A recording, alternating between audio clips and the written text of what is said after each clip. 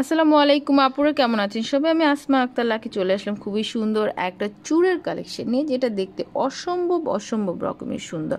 তো এত সুন্দর ইউনিক টাইপের একটা চুড়, যেটা আপনি হাতে না পেলে বুঝবেন না যে এটা কতটা সুন্দর, কতটা বিউটিফুল দেখতে, হুবহু গোল্ডের মতো।